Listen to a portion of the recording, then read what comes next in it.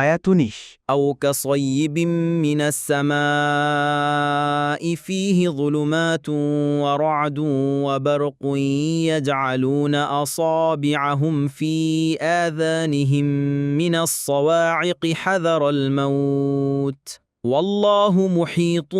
بالكافرين অনুবাদ কিংবা আকাশ হতে মুষলধারে বৃষ্টির ন্যায় যাতে রয়েছে ঘোর অন্ধকার বজ্রধ্বনি ও বিদ্যুৎ চমক বজ্রধ্বনিতে মৃত্যু ভয়ে তারা তাদের কানে আঙ্গুল দেয় আর আল্লাহ কাফিরদেরকে পরিবেষ্টন করে রয়েছেন তাফসির ১ নং ফুটনোটের বিবরণ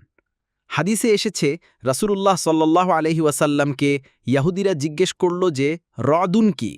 রাসূলুল্লাহ সাল্লাল্লাহু আলাইহি ওয়াসাল্লাম বললেন এটা আল্লাহর ফেরেশতাদের মধ্যে হতে এক ফেরেশতা যাকে মেঘমালা সঞ্চালনের দায়িত্ব দেয়া হয়েছে তার হাতে আগুনের চাবুক সে এটা দিয়ে মেঘকে যেখানে আল্লাহর নির্দেশ হয় সেখানে ধমকিয়ে ও হাঁকিয়ে নিয়ে যায় তারা বলল তাহলে যে আওয়াজ শোনা যায় সেটা কি তিনি বললেন সেটা তার গর্জন তারা বলল আপনি সত্য বলেছেন তিরমিজি 3157 মুসনাদে আহমদ 1/274 ইবনে কাসির বলেন আয়াতে জুলুমাতুন বা অন্ধকার বলে তাদের সংশয় অবিশ্বাস দ্বিধাদ্বন্দ্ব ও নিফাক বোঝানো হয়েছে আর রদুন বা বজ্রধ্বনি বলে এমন গর্জন বোঝানো হয়েছে যা তাদের অন্তরে ভয়ের উদ্রেক করে মুনাফিকদের জন্য তা অত্যধিক শঙ্কগ্রস্ত ও কম্পন সৃষ্টিকারী যেমন আল্লাহ তাআলা বলেন তারা যে কোনো আওয়াজকেই তাদের বিরুদ্ধে মনে করে সূরা মুনাফিকুন নম্বর 4 অন্যত্র বলেন ওরা আল্লাহর নামে শপথ করে যে ওরা তোমাদেরই অন্তর্ভুক্ত কিন্তু ওরা তোমাদের অন্তর্ভুক্ত নয় বস্তুত ওরা এমন এক সম্প্রদায় যারা ভয় করে থাকে ওরা কোনো আশ্রয়স্থল কোনো গিরিগুহা অথবা কোনো প্রবেশস্থল পেলে ওদিকেই দ্রুত পালিয়ে যাবে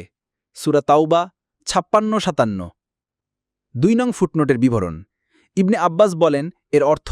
আল্লাহ কাফিরদের উপর আযাব নাজিল করবেন সেজন্য তারা তার বেষ্টনী থেকে বের হতে পারবে না মুজাহিদ বলেন বেষ্টন করার অর্থ তিনি তাদেরকে কিয়ামতের দিন একত্রিত করবেন আত-তাফসীরুস সহিহ ইবনে কাসির বলেন অর্থাৎ আল্লাহ তাতাদি কাফের মুনাফিকদের সকল দিক থেকেই ঘিরে রয়েছেন